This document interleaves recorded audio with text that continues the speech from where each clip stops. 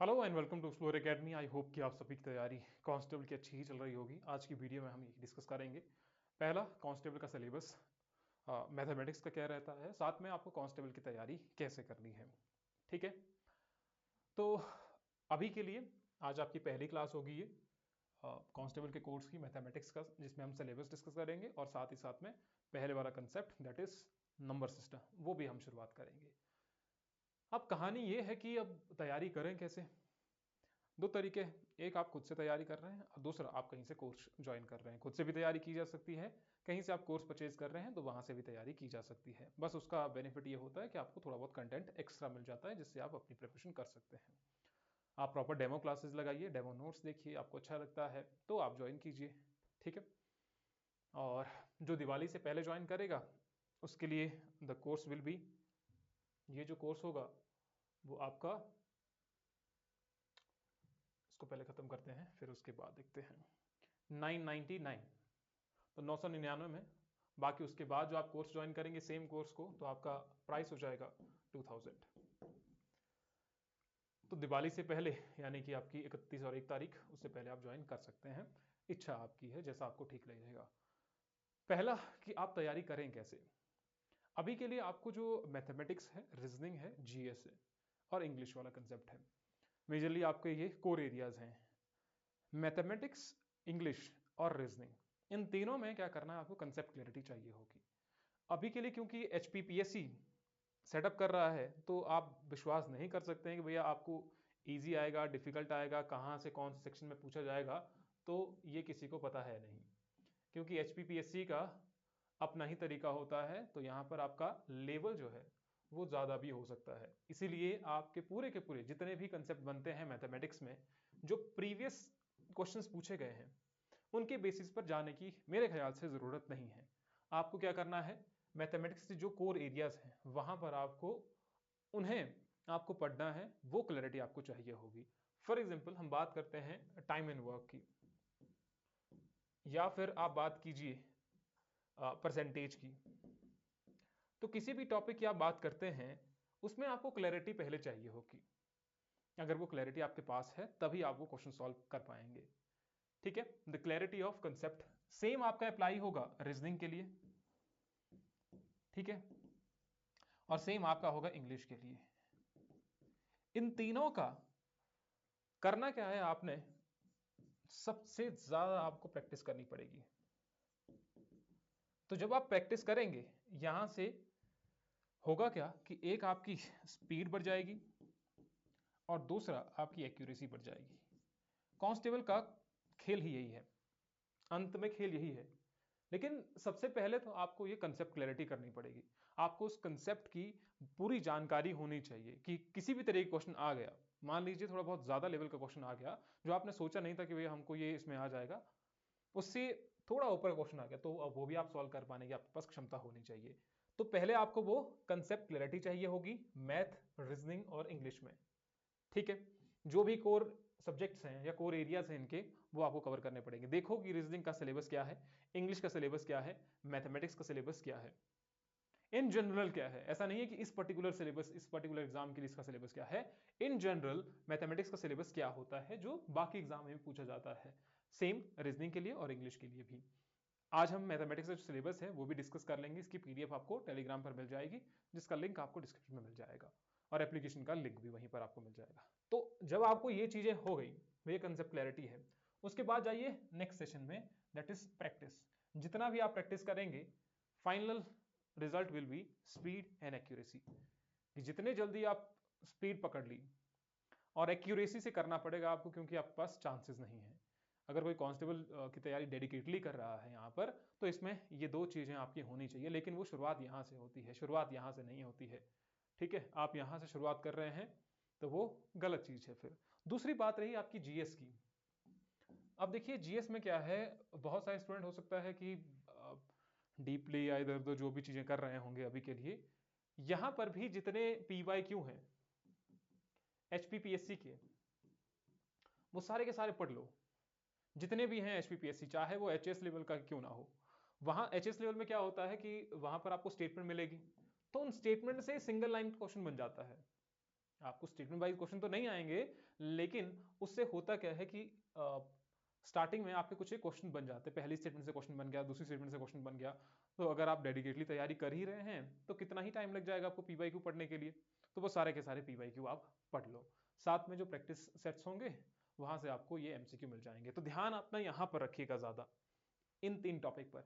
यहां पर उतना ज्यादा ध्यान देने की जरूरत नहीं है, क्योंकि वो आप पहले से पढ़ ही रहे हैं, ये ज्यादा डिफरेंस क्रिएट नहीं करेगा। जीएस का, जीएस में आपका हिमाचल जीके भी आता है, हिमाचल जीके की वीडियोस हमने आपके कोर्स में अपलोड कर दी हैं, आप उसको देख सकते हैं। बहुत सारा मटेरियल अभी तक उस कोर्स में अपलोडेड है जो आप देख सकते हैं, जिसका लिंक आपको डिस्क्रिप्शन में मिल जाएगा। ठीक है, तो हिमाचल जीके यहां पर तो फोकस करना पड़ेगा। मेनली हिमाचल जीके में ज्योग्राफी वाले पोर्शन पर ज्यादा फोकस कीजिएगा, क्योंकि हिस्ट्री से उतने क्वेश्चन आ नहीं रहे हैं। आपको बोलोखरा के पूरे राजा पढ़ने की जरूरत नहीं है, जो अगर आपने अभी तक नहीं पढ़े हैं। तो किसी ने पढ़ लिए हैं तो अच्छी बात है, लेकिन मैं प्रेफर नहीं करूंगा कि अगर कोई नया स्टूडेंट है जो अभी तैयारी करना चाह रहा है, वो बोलेंगे भैया बोलोखरा हमको पढ़ने इतने सारे राजा पढ़ने पड़ेंगे, कैसे हम पढ़ेंगे। नहीं पढ़ने की जरूरत है, कितने ही क्वेश्चन आ जाएंगे वहां से। अगर आएंगे भी तो आपका वो पीवाईक्यू से वो सारा के सारा कंसेप्ट क्लियर हो जाएगा। तो वहां पर अपना टाइम वेस्ट करने से अच्छा ये है कि आप वो समय यहां पर लगा दें। अगर मान लीजिए 15 क्वेश्चन यहां से भी आते हैं, 15 यहां से आ गए, ऐसा नहीं है कि परफेक्टली 15 ही आएंगे, लेकिन जितने भी क्वेश्चन आते हैं वो सब चीजें आप उनको कर पाने की क्षमता आप में होनी चाहिए। ठीक है, चलो ये तो एक कंसेप्ट हो गया, अगर आपको ये समझ आया होगा। बाकी तो हम क्लासेस में डिस्कस कर लेंगे। तो ये रहा बेसिक सा आइडिया। आपकी जो पहली क्लास है वो है आज की नंबर सिस्टम की, लेकिन उससे पहले डिस्कस ये कर लेते हैं कि सिलेबस मैथमेटिक्स का होगा क्या। तो this was the syllabus for the constable course, mathematics sections का सिलेबस। पहले देखिए आपके पास इसमें ब्रॉडली अगर मैंने जो डिवाइड किया हुआ है इसको, लगभग 24 हिस्से हैं। अब 24 आपके ध्यान में आया कि भाई बहुत बड़ा सेक्शन है, इसको तो हम कैसे ही कवर कर पाएंगे, लेकिन 24 के 24 आपको कंसेप्ट, बहुत बड़े कंसेप्ट नहीं है 24। पहला देखो नंबर सिस्टम, बेसिक सी जानकारी, क्योंकि मैथमेटिक्स जो है वो नंबर का ही खेल है, और मैथमेटिक्स है ही क्या, है ना। क्योंकि हम खुद भी मैथमेटिक्स के ही स्टूडेंट रहे हैं, BSc mathematics.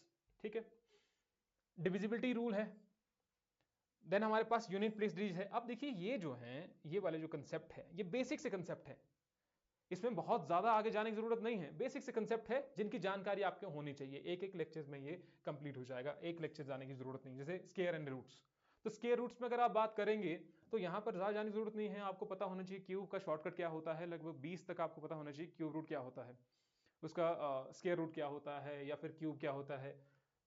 Then we have fractions, यहां पर ज्यादा टाइम नहीं लगेगा। फैक्टर्स एंड मल्टीपल में ज्यादा टाइम नहीं लगेगा। वर्ड मास रूल में ज्यादा टाइम नहीं लगेगा। एलसीएम और एचसीएफ, यहां से कहानी आपकी शुरू होती है, मेजर कहानी। यहां पर आपके जो शॉर्टकट्स हैं वो बहुत इंपॉर्टेंट रोल निभाएंगे, क्योंकि शॉर्टकट कहां पर आपके काम आते हैं, स्पीड में। मैंने कहा स्पीड एंड एक्यूरेसी वो आपका लास्ट रिजल्ट है। तो एलसीएम और एचसीएफ हो गया, आपका परसेंटेज हो गया। Then we have profit and loss, यहां पर भी आपको बहुत अच्छा कंसेप्ट क्लैरिटी मिलेगी। सिंपल एंड कंपाउंड इंटरेस्ट हो गया, ratio and proportion, mixed and alligations. Then we have this partnership. उसके बाद आपका एज बेस्ड प्रॉब्लम्स है, कुछ एवरेज है, उसके बाद टाइम एंड वर्क है। बस मैं थोड़ा सा ब्रॉडली आपको बता रहा हूँ, पीडीएफ आपको मिल जाएगी। टाइम, वर्क एंड वेजेस हो गया, पाइप्स एंड सिस्टम्स हो गया, time, speed and distance. Then we have boats and streams, train problems, race हो गया, एंड वी हैव प्रोग्रेशन, जिससे हम एपी जीपी पढ़ते हैं। और एपी और जीपी से ये क्वेश्चन आते हैं, एचपी से आपको क्वेश्चन नहीं आते हैं।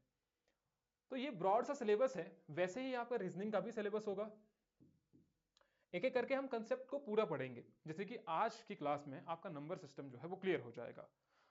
नंबर सिस्टम में क्वेश्चन कैसे आते हैं, मान लीजिए आपको बोल दिया कि बताइए 80 से 90 के बीच में कितने प्राइम नंबर आते हैं, तो वहां पर सोचने की जरूरत नहीं होनी चाहिए आपको। आप सोच रहे हैं कितने नंबर आए होंगे, तो वो आपको पूरा माइंड में होना चाहिए, नहीं प्राइम नंबर क्या होता है पहले तो यही पता होना चाहिए। अब आते हैं आज के पहले वाले सेशन पर, दैट इज नंबर सिस्टम। तो ध्यान में रखिएगा, आई होप यहां तक आपको समझ में आ गया होगा। कोर्स के बारे में आपको डिटेल जो है वो सारी क्लासेस वगैरह आपकी लग जाएंगी। एक आपका इंग्लिश का, रीजनिंग का, और आपका मैथमेटिक्स का जो क्लासेस हम शुरू कर रहे हैं आज से, और एक हो गया आपका जीएस। मेजरली तो यही है आपका, और जीएस में ही आपका आएगा हिमाचल जीके, और दूसरा आएगा नॉन हिमाचल जीके। तो पहले we have number system. Number system, या पहले हम शुरुआत करें क्लासिफिकेशन ऑफ नंबर, यही आपका है। आप लिख दें नंबर सिस्टम या संख्या पद्धति। अगर आपको लगेगा तो हम हिंदी में बोल देंगे। इसके जो नोट्स हैं वो हम आपको, अपने जो नोट्स हैं वो शेयर कर देंगे, उसकी पीडीएफ बना करके वो शॉर्ट नोट्स आपको अपलोड कर देंगे, ठीक है। जो भी आपके जहां पर, या कोर्स में या तो फिर टेलीग्राम में पहली वाली वीडियो हम अपलोड कर देंगे। आप लिख दीजिए संख्या पद्धति, हिंदी में हम आपको लिखवा देंगे, इंग्लिश में हम यहाँ पर लिख देंगे, ठीक है। अगर आपको नहीं आएगा समझ तो हम यहाँ पर भी हिंदी में लिख देंगे, ऐसी कोई दिक्कत वाली बात नहीं है। तो सबसे पहले देखिए नंबर सिस्टम। नंबर या तो आपका रियल हो सकता है या तो वो आपका इमेजिनरी हो सकता है, या वो नंबर रियल हो सकता है या तो वो इमेजिनरी हो सकता है। रियल नंबर का मतलब हो गया है वास्तविक नंबर, इमेजिनरी नंबर का मतलब हो गया है काल्पनिक नंबर हिंदी में। तो यहां पर काल्पनिक नंबर कैसा हो सकता है, मान लीजिए मैंने यहां पर लिख दिया √5 या मैंने लिख दिया -√7, तो दिस इज इमेजिनरी नंबर। क्या आपने कल्पना की है कि ऐसा कोई नंबर हो सकता है, जबकि रियल में ऐसा कोई नंबर होता नहीं है, ऐसा कोई नंबर रियल में होता नहीं है। वी हैव रियल नंबर, जिसे हम कहते हैं हिंदी में वास्तविक नंबर। वास्तविक नंबर का मतलब यही है कि आप एक जो नंबर लाइन होती है उसमें आप उनको बता सकते हैं। पहले हम चार्ट बनाएंगे, उसके बाद हम उसको एक एक करके डेसिफर करेंगे। तो हमारे पास है रियल नंबर। अब देखिए रियल नंबर कैसा हो सकता है, या तो वो रैशनल होगा, या तो वो रैशनल होगा, या तो वो इररेशनल होगा,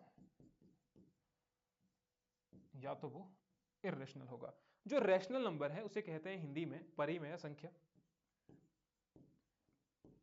और इसे कहते हैं अपरिमेय संख्या। अपरिमेय संख्या, अच्छा हिंदी में हम यहां पर नहीं लिख रहे थे। अब देखिए हम रैशनल नंबर को ही आगे देखेंगे, परिमेय नंबर को ही हम आगे देखेंगे। इसका एक हो सकता है इंटीजर। अब क्या करना है आपको, इसी का चार्ट आपको आगे ड्रॉ करना है। मेरे पास जगह नहीं है यहां पर, तो इसीलिए इसको यहां पर आगे इस तरीके से कीजिएगा। रैशनल नंबर में आगे बना रहा हूं आपको, यहां पर हम लिखेगा रैशनल नंबर। इसमें आता है आपका इंटीजर, जिसे आप कहते हैं हिंदी में पूर्णांक। पूर्णांक, अच्छा हिंदी तो हमने बताई नहीं कि हिंदी भी उसमें आती है, तो हिंदी का उस सेक्शन जो है वो भी हम कवर करवा देंगे, वो हम स्टार्टिंग में भूल के बताना आपको। Integer and next can be fraction, और ब्रैकेट में आप लिख दीजिए डेसिमल। फ्रैक्शन का मतलब हो गया हिंदी में भिन्न, और इसका मतलब हो गया दशमलव, ठीक है। यहां पर लिख दीजिए दशमलव। इसको भी और आगे डिफाइन करते हैं, फिर हम एक एक चीज का डिस्कस करेंगे। अब ये इंटीजर जो होंगे वो आपके या तो पॉजिटिव होंगे, या तो वो आपके नेगेटिव भी हो सकते हैं, या जीरो भी हो सकता है। This can be positive, this can be zero, and this can be 0 and this can be negative integer. Hindi में से कहेंगे धनात्मक, इसे कहेंगे ऋणात्मक पूर्णांक। पूर्णांक धनात्मक भी हो सकता है, ऋणात्मक भी हो सकता है, जीरो भी हो सकता है, ठीक है जी। अब देखिए जो ये हैं, ये दो जो हैं पॉजिटिव और जीरो, एक हो गया ये नेगेटिव और जीरो। तो मैंने पॉजिटिव और जीरो और नेगेटिव और जीरो, इन दोनों में क्या अंतर है, इन दोनों में क्या समानताएं हैं। इसे कहा जाता है नॉन नेगेटिव। क्या कहते हैं इसको, नॉन नेगेटिव। इसे कहा जाता है नॉन पॉजिटिव, क्योंकि जीरो दोनों के साथ आता है। अब देखिए जीरो यहां पर दोनों के साथ है, कंफ्यूज यहां पर नहीं होना है। ये जो पॉजिटिव है और जीरो है उसे कह दिया हमने नॉन नेगेटिव।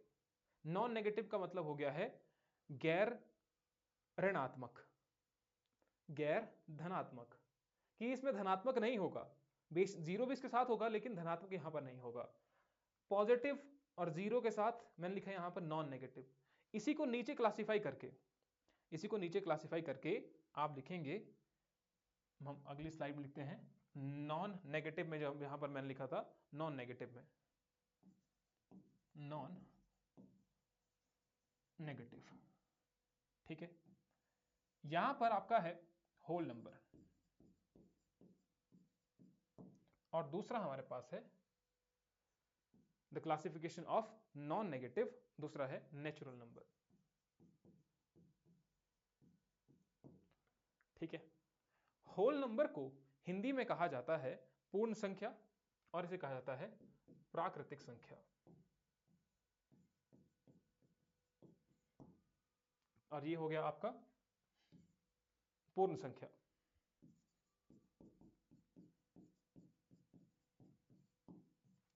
और आगे डिफाइन करते हैं जरा, क्योंकि जब आपके पास एक ही पेज में ये पैराग्राफ हो जाएगा, एक ही पेज में ये फ्लो चार्ट हो जाएगा, तो आपको इजीली समझ में आ जाएगा। होल नंबर और हमारे पास है नेचुरल नंबर या प्राकृतिक नंबर। प्राकृतिक नंबर में वी हैव प्राइम नंबर, यहां पर लिखना आपने प्राइम नंबर, और दूसरा हमारे पास होता है एक यूनिटी, यानी कि एक ही बात हो रही है सिर्फ, तो इसको आगे डिफाइन करने की जरूरत नहीं है। And next we have composite number. Composite number, prime number किसे कहा जाता है हिंदी में से? प्राइम नंबर क्या कहते हैं? तो अभाज्य संख्या, यूनिटी का मतलब हो गया एकांक, और इसे कहते हैं भाज्य संख्या। भाज्य संख्या, और इसे कहते हैं अभाज्य संख्या। अभाज्य संख्या। प्राइम नंबर में एक चीज और भी आती है, अगर आपको और डिफाइन करना होगा, वैसे हम बता देंगे आपको क्या मतलब होता है उसका। प्राइम में एक चीज और भी होती है, उसे कहते हैं आप को प्राइम, और हिंदी में कहा जाता है उसे सहभाज्य संख्या। सहभाज्य संख्या। ठीक है जी। अब ये चीजें होती क्या हैं, वो हम एक एक करके डिस्कस करते हैं। आपको सिंपल भाषा में समझ आ गया कि क्या किसे कहा जाता है? देखिए, हमने देखा पहले नंबर सिस्टम, हमने देखा रियल नंबर किसे कहा जाता है, और एक वास्तविक नंबर हो गया, एक आपका इमेजिनरी नंबर हो गया। फिर आपने देखा कि रैशनल नंबर और इरेशनल नंबर। हमने रैशनल नंबर को आगे डिफाइन किया तो हमने देखा इंटीजर है और हमारे पास फ्रैक्शन है। फिर हमने देखा कि जो इंटीजर है उसमें पॉजिटिव हो सकते हैं, नेगेटिव हो सकते हैं, या जीरो हो सकता है। तो पॉजिटिव और जीरो को हमने कह दिया नॉन नेगेटिव, नेगेटिव और जीरो को हमने कह दिया नॉन पॉजिटिव। नॉन नेगेटिव में, गैर ऋणात्मक में, हमने ये देखा कि उसमें होल नंबर भी आ सकते हैं। नॉन नेगेटिव का मतलब यहां पर नेगेटिव नंबर नहीं आएंगे, तो नॉन नेगेटिव में ये हमारे पास आ गए, और नेचुरल नंबर यहां पर आ गए। ठीक है जी। होल नंबर यानी कि पूर्ण संख्याएं, नेचुरल नंबर यानी कि प्राकृतिक संख्याएं। प्राकृतिक संख्याएं हो गई। तो we have prime number, unity and composite number. Prime number का अभाज्य संख्याएं, यूनिटी का मतलब एकांक हो गया, कंपोजिट नंबर का मतलब भाज्य संख्याएं हो गया। आई होप कि सिंपल आपको समझ में आ गया होगा। अब आते हैं कहानी में कि रियल नंबर क्या होता है, वास्तविक नंबर क्या होते हैं। तो पहला ही हमने डिस्कस किया था कि what is real number. Real number का मतलब यह है that can be represented on a number line, जिसे हम नंबर रेखा पर, संख्या लाइन में जिसे लिखा जा सकता है। और उसे लिखा कैसे जा सकता है? लिख लो आप हिंदी में, which can be represented on number line. Hindi में लिख रहा हूं मैं यहां, इंग्लिश में लिख रहा हूं मैं यहां पर, तो आप अपने हिसाब से शॉर्टकट में लिख दीजिए। तो संख्या रेखा पर जिसे प्रस्तुत किया जा सकता है उसे आप कहते हैं रियल नंबर। जैसे कि यह हमारे पास एक लाइन होगी, हमने कह दिया यहां पर 0 1 2 3 4 5 अप टू इंफिनिटी। सेम -1 -2 -3 -4। लेकिन इसके बीच में भी तो बहुत सारी संख्याएं आती ही हैं। अगर मान लीजिए मैं ये कह रहा हूं कि वी हैव दिस 12.14 और I can say we have 14.57, तो ये भी तो आपका रियल नंबर ही है। ये भी तो कहीं इस संख्या रेखा में ही तो आ रहा है, इसके बीच में ही तो कहीं आ रहा है, तो इसका मतलब ये भी एक रियल नंबर ही है। ठीक हो गया। इसके अलावा we have this √3, we have pi, है ना। तो इन सभी के जो ये होते हैं, ये जिन्हें हम नंबर लाइन पर रिप्रेजेंट कर सकते हैं, उसे आप कहते हैं रियल नंबर। और इमेजिनरी नंबर के लिए मैंने आपको बता दिया कि for example we have -√3, we have -√5, we have -√7, तो उसे आप कहते हैं इमेजिनरी नंबर, जो हमने यहां पर आपको बताया था। ठीक है, दिस इज इमेजिनरी नंबर। तो रियल नंबर मैंने बता दिया। अब उसमें आपके रैशनल है या फिर आपका इरेशनल है। अब रैशनल का मतलब क्या होता है, जिसे हिंदी में कहा जाता है परिमेय संख्या, रैशनल। उसी चार्ट में आप ध्यान में देखिएगा रैशनल नंबर, हिंदी में कहते हैं इसे परिमेय संख्या, परिमेय संख्या। स्टार्टिंग क्लास आपकी स्लो इसीलिए है क्योंकि पहले आपको समझ होनी चाहिए नंबर्स की, और वो आसान भाषा में नंबर का पता होना चाहिए कि परिमेय संख्या किसे कहा जाता है। परिमेय संख्या का मतलब ये है which can be expressed in a p by q format, जिसे हम p by q के फॉर्मेट में परिमेय संख्या उन्हें कहते हैं। which can be जिन्हें हम p by q के रूप में प्रदर्शित कर सकते हैं, उसे आप रैशनल नंबर कहते हैं। लेकिन एक इसमें रूल भी है, that is q can not B zero. p by q के फॉर्मेट में लिखते हैं which can be represented, कैसे? p by q में, where q is not equal to 0। इसका मतलब होता है नॉट इक्वल, तो q 0 के बराबर तो नहीं है। अगर ये 0 के बराबर है तो ये आपकी रैशनल नंबर नहीं है। जैसे कि हमने यहां पर लिखा है 1/2, तो 1/2 जो है वो एक रैशनल नंबर है। अब मुझे आप बताइएगा, क्या 2 एक रैशनल नंबर है? जो भी संख्या ऐसी होती है 2, 3, 4, 5, 6, ये इनके नीचे अगर कुछ नहीं है तो इसका मतलब ये होता है कि उसके नीचे 1 है, क्योंकि 0 तो नहीं हो सकता है। तो उसके नीचे क्या माना जाता है? कोई भी संख्या है 2 है, तो अगर ये 2 है तो इसका मतलब ये 2/1, इसे हम ऐसे भी लिख सकते हैं। उसका मतलब एक ही है कि इसके नीचे कुछ नहीं है, तो इसको टिकाने के लिए, आप समझिए कि इसको टिकाने के लिए हमने बस 1 लगा दिया यहां पर, ये 2 नंबर जो है वो ऐसे टिक जाएगा, अकेले तो खड़ा रह नहीं पाएगा। तो इसके नीचे 1 है लेकिन उसे लिखा नहीं जाता है बस। तो पी वाई क्यू के फॉर्मेट में हमने ये लिख दिया, हमने लिखा 5 बटे या 4/5, तो ये भी हमने पी वाई क्यू के फॉर्मेट में लिखा। यहां पर क्यू जो है वो 0 नहीं है, तो this is called rational number. ठीक है। Same for example if there is 0.5, 0.2, is this a rational number? तो yes, this is rational number. तो इसे हम कैसे लिख सकते हैं? 2/10 भी तो लिख सकते हैं। 0.2 को 2/10 भी लिखा जाता है। ठीक है।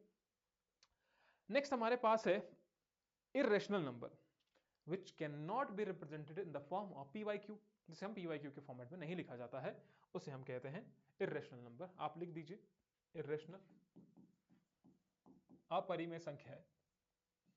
इर्रेशनल नंबर का मतलब हो गया है जिसे हम पी वाई क्यू के फॉर्मेट में नहीं लिखा जा सकता है। ऐसे तो मत कीजिएगा, लेकिन हाँ, पी वाई क्यू के फॉर्मेट में से नहीं लिखा जा सकता है। जैसे हमारे पास है √3, वी हैव √5, तो इसे हम पी वाई क्यू के फॉर्मेट में नहीं लिखा जाता है। या फिर हम कहें π/7, ऐसा भी कह सकते हैं। तो ये सारा का सारा है irrational number. Next we have, इसके अलावा जो हमने आगे देखा था, दैट इज इंटीजर, या फिर हम कहें पूर्णांक। देखो यहां पर जो हमने देखा था, ये इससे पहले हमने देखा रैशनल और इर्रेशनल, उसके बाद हमने देखा रैशनल नंबर को हमने आगे डिफाइन किया इंटीजर और फ्रैक्शन। ठीक है। तो हम देख रहे हैं अभी इंटीजर। इंटीजर का मतलब क्या हो गया है? पूर्णांक। इंटीजर, और हिंदी में कहेंगे इसको पूर्णांक। अब इसमें क्या आ जाता है आपका, जिसे हम कहते हैं पॉजिटिव और नेचुरल। पॉजिटिव और नेचुरल, सॉरी, पॉजिटिव और नेगेटिव जो नेचुरल नंबर है, चाहे वो 1 है, चाहे वो 2 है, 3 है, 4 है, 0 है, -1 है, -2 है, -3 है, up to infinity, up to infinity, इसे हम कहते हैं integer. All the positive and the negative number and 0, positive number भी आ गए, नेगेटिव नंबर भी आ गए, 0 भी आ गया, तो उसे हम कहते हैं इंटीजर। ये आपके नेगेटिव नंबर हो गए, ये 0 हो गया, ये आपके पॉजिटिव नंबर हो गए। तो all the positive, negative and 0 उसे हमारे इंटीजर बनते हैं। अब इसमें हमने देखा कि पॉजिटिव इंटीजर ये हो गए आपके, है ना, नेगेटिव इंटीजर आपके ये हो गए, और बीच में हमने 0 भी देखा था। लेकिन हमने कुछ ऐसा भी तो किया था जहां पर हमने देखा था नॉन नेगेटिव, और जहां पर हमने ये देखा था कि नॉन पॉजिटिव, ये भी तो हमने देखा था नंबर में। अब इसी में अगर आप नॉन नेगेटिव में यहां पर हमने जो देखा था, यहां पर देखिए ध्यान से, अपना जो चार्ट है वो निकालिएगा जरूर। यहां पर नॉन नेगेटिव में, तो इन्हीं को हमें आगे देखा था, कहां गया वो नॉन नेगेटिव, ये था, ये नॉन नेगेटिव में होल नंबर और नेचुरल नंबर। तो अब बात करते हैं आपके होल नंबर की। तो यहां पर आएंगे आप, we have whole number, non negative integer, इसे कहते हैं आप होल नंबर। होल नंबर में क्या क्या आएगा? 0 प्लस नेचुरल नंबर। तो संपूर्ण पूर्णांक, संपूर्ण पूर्णांक किसे कहा जाता है? 0 प्लस ऑल नेचुरल नंबर। ठीक है, 0 plus natural number, non negative integer, non negative integer. ठीक है, उसमें हमने देखा होल नंबर, तो 0 प्लस नेचुरल नंबर यानी कि 0 1 2 3 4 5 up to infinity, this is called natural number. Sir this is called whole number. जब हम शुरुआत करेंगे यहां से, संपूर्ण पूर्णांक किसे कहते हैं? 0 1 2 3 4 5 6, ऐसे करके आप इंफिनिटी तक जाइएगा, उसे कहते हैं होल नंबर। दूसरा हमारे पास है प्राइम नंबर। यहां पर रूल आपको जानने की जरूरत है। प्राइम नंबर का हिंदी में मतलब है अभाज्य संख्या, अभाज्य संख्या। यह बहुत इंटरेस्टिंग है क्योंकि यह भाज्य नहीं है। भाज्य नहीं का मतलब क्या होता है? इसके केवल दो ही फैक्टर हैं। दो फैक्टर का मतलब होने का मतलब क्या है? एक तो खुद ही फैक्टर है वो, या तो फिर एक से उसे भाग किया जा सकता है। इसके सिर्फ दो फैक्टर हैं, ओनली टू फैक्टर्स। दो गुणनखंड है इसके, या तो वो एक हो सकता है एंड या तो वो खुद नंबर हो सकता है। जैसे कि अभाज्य संख्याओं में हम देखें, 2 है, 3 है, 5 है, 7 है, 11 है।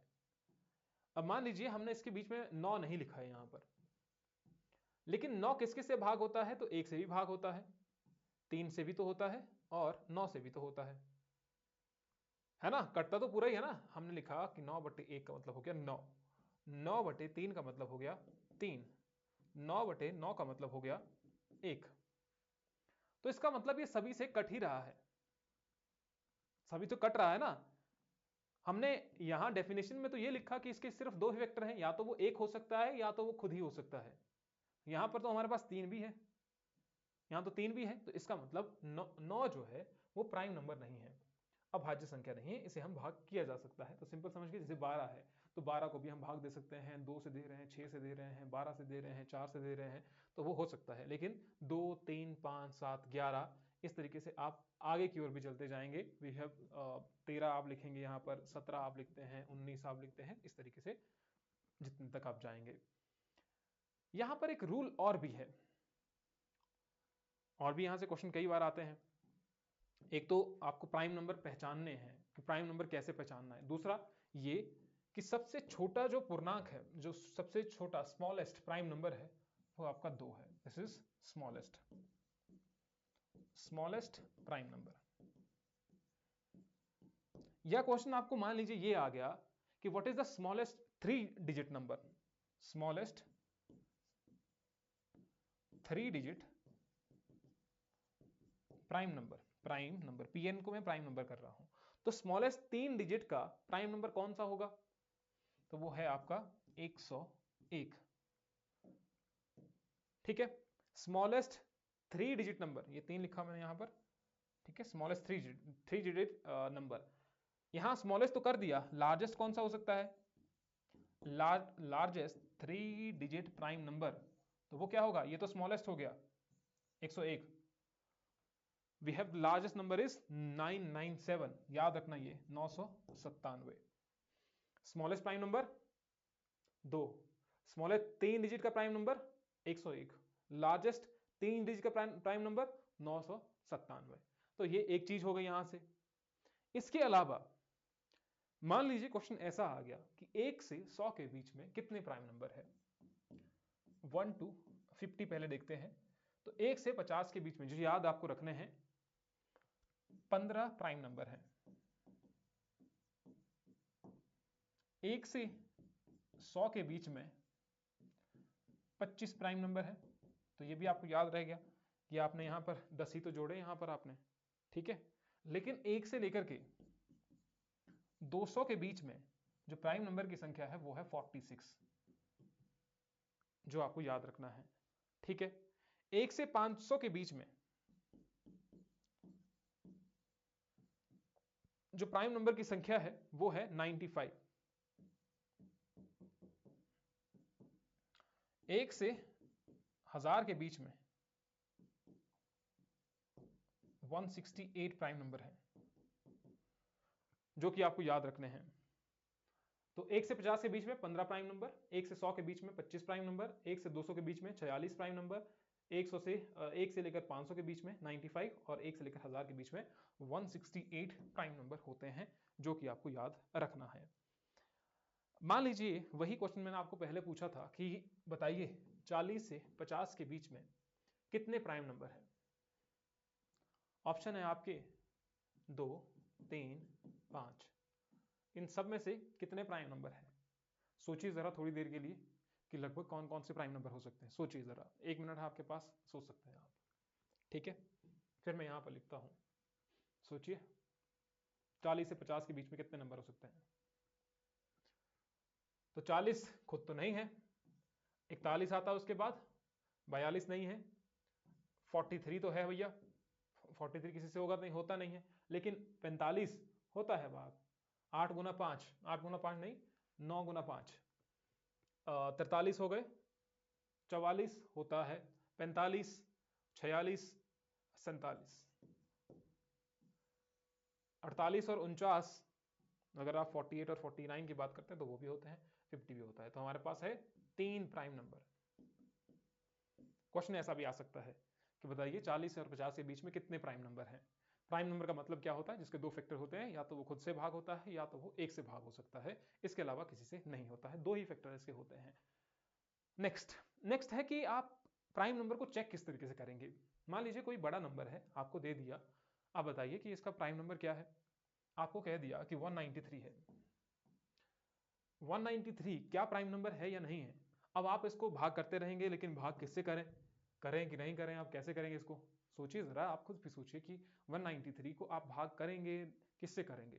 तो इसके लिए एक सिंपल सा रूल है। रूल ये है कि आपको इसके आसपास का स्क्वायर रूट देखना है, आसपास का 193 का। तो 193 के आसपास जो स्क्वायर रूट है वो कौन सा है? आपको स्क्वायर रूट पता होना चाहिए। 13 का कितना होता है? 169। 14 का स्क्वायर रूट कितना होता है? तो 196। इसके नजदीकी में कौन सा है? तो वो आपका नजदीकी में यही लग रहा है आपको कि ये 14 के समीप ही है।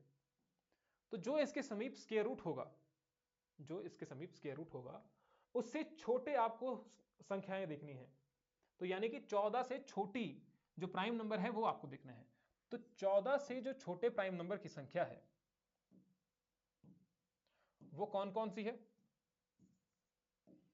एक आपका हो जाता है 2, एक है आपका 3, एक है आपका 5, 7, 11। यही है ना? 2, 3, 7, 5, 11 और उसके बाद आता है आपका 13। 13 भी तो है ना? ये 14 से छोटे हैं। करना क्या था आपका? इसके आसपास का स्क्वायर रूट देखना है। तो 196 और वो कितना है? 14 का स्क्वायर रूट है। तो इससे छोटी संख्याएं देखो। अब इन छोटी संख्याओं से आपको इसको भाग देना है। 193 को भाग देना है 2 से। तो 2 से कट रहा है? नहीं कटता है। 3 से कट रहा है? तो आपने 6 3 18, एक बच गया, लेकिन यही कटता है। 5 से कटता है? तो 5 की तो बात ही नहीं है, क्योंकि अगर 0 है 5 के लिए, तो 0 अगर लास्ट में होगा तभी कटेगा, या तो फिर 5 होगा तब कटेगा। यहां तो 3 लिखा हुआ है। 7 से देखो, 7 गुना 2 हो गए 14, बच गए 5, 53 नहीं कटता है। 11 से 11 कम 11 बच गए आपके 8, तो 83 नहीं कटता है। 13 फिर से नहीं कटता है, क्योंकि 6 बच जाएगा, 63 हो जाएगा, तो नहीं कटेगा। तो इसका मतलब 2 3 5 7 11 13 इन सब में से 93 में से 93 इन सब संख्याओं से नहीं कटेगा। इसका मतलब hence it is a prime number. तो आपको समझ आ गया होगा कि रूल क्या है। रूल यही है कि इसके आसपास का कोई स्क्वायर रूट देखो। मान लीजिए आपको एक क्वेश्चन और देते हैं। The question is 137। क्या ये प्राइम नंबर है या फिर नहीं है? तो क्या करना है आपको? इसके आसपास का स्क्वायर रूट देखना है। आपको पता है कि 10 का जो स्क्वायर रूट होता है, 10 का सॉरी स्क्वायर रूट नहीं, स्क्वायर जो होता है, मैं यहां पर भी स्क्वायर रूट बोल दिया। 10 का जो स्क्वायर होता है वो आपका 100 होता है, 11 का जो स्क्वायर होता है 121 होता है, लेकिन 12 का जब आप स्क्वायर करेंगे तो आपका 144 होता है। तो नजदीकी वाला आप इसको ले सकते हैं, 11 के आसपास चल रहा है क्योंकि 12 का तो 144 हो गया, या फिर इसके आसपास लीजिए, जिसका भी आपको लगता है। तो दोनों में से आप एक कर लीजिए, उसकी छोटी वाली संख्याएं करेंगे, उसकी छोटी सी प्राइम नंबर हैं वो आप लिख लेंगे वैसे ही जो हमने यहां पर लिखे थे। तो ये वाले इसमें प्राइम नंबर आ जाएंगे 2 3 5 7 11, क्योंकि 13 तो आगे चले गया फिर। तो इन सभी से क्या 137 कटता है कि नहीं कटता है? तो नहीं कटता है, it is also a prime number. समझ आ गया होगा कि what do you mean by prime number. ठीक है, अब है हमारे पास जो को प्राइम संख्या है, जो मैंने आपको अभी बताया था कि को प्राइम क्या होता है, सहभाज्य संख्याएं। को प्राइम नंबर या उसे कहेंगे आप सहभाज्य संख्या। इसमें क्या होता है कि दो फैक्टर बने होते हैं इसमें। मान लीजिए ये एक पेयर में होगा, ऐसा 4 और 7 मान लीजिए, या फिर मैंने यहां पर आपको कह दिया वी हैव 5 7 और 9। तो क्या ये प्राइम नंबर है या फिर नहीं है, या 4 और 7 जो है वो प्राइम नंबर है या फिर नहीं है। कोई और भी आप एग्जांपल ले सकते हैं, दिस इज द सहभाज्य संख्या, ये भी आप सहभाज्य संख्या ही है। अब कैसे ये सहभाज्य संख्या है एग्जांपल करके आपको बताते हैं। मान लीजिए एग्जांपल यहां पर देते हैं 5 और 9 का। अब 5 की जो गुणनखंड है, अगर हम इसे करें कि 5 को किससे गुना किया जा सकता है, तो 1 से भी ये कटता है और दूसरा 5 से भी कटता है। हमें पता है कि ये प्राइम नंबर है, लेकिन ये दूसरे वाला 1 से तो कटता ही है, ये 3 से भी कटता है और 9 से भी कटता है। लेकिन दोनों में जो कॉमन है, कॉमन अगर आपको दिख रहा है, वो है आपका 1। क्या है? 1। तो इनका जो बोथ में जो कॉमन फैक्टर है, हाईएस्ट कॉमन फैक्टर है, दैट इज 1। तो if the highest common factor HCF is 1, उसे आप कहते हैं को प्राइम नंबर। तो 5 और 9 जो है वो एक को प्राइम नंबर है, 4 और 7 जो है वो एक को प्राइम नंबर है। इनका सिर्फ एक ही ये होना चाहिए, ये हाईएस्ट कॉमन फैक्टर एक होना चाहिए, उसके अलावा कुछ नहीं होना चाहिए। अगर हाईएस्ट कॉमन फैक्टर एक है, इसके अलावा मान लीजिए यहां पर 3 भी होता, मान लीजिए यहां पर 3 भी होता, तो ये जो है ये सहभाज्य संख्या या फिर को प्राइम संख्या नहीं होती। क्लियर हो गया? तो इसको ध्यान रखिएगा आप कृपया। तो ये को प्राइम संख्या नहीं होती, सिर्फ और सिर्फ एक ही गुणनखंड होता है, एक ही इसका हाईएस्ट कॉमन फैक्टर होता है, एक, इसके अलावा कुछ नहीं होता है। नेक्स्ट, इसके बाद आते हैं आपके, एक आपने सुना होगा कि ऑड नंबर होते हैं, या फिर अच्छा कॉम्पोजिट नंबर भी था इसमें लास्ट में। भाज्य संख्याएं किसे कहते हैं? जैसे भाग किया जा सकता है 2 4 6 8, कॉम्पोजिट नंबर, या फिर संयुक्त नंबर भी कहते हैं इसे, और भाज्य संख्याएं भी कहते हैं इसे। तो भाज्य संख्याएं जैसे कि जिन्हें आप 2 हो गया, 4 6 8 10 12, इसे आप इन्हें कहा जाता है 2 से अधिक इनकी गुणनखंड है, 2 से अधिक गुणनखंड। 2 आएगा इसमें कि नहीं आएगा? सोचिएगा जरा, मुझे बताइएगा 2 आएगा कि नहीं आएगा। जो स्मॉलेस्ट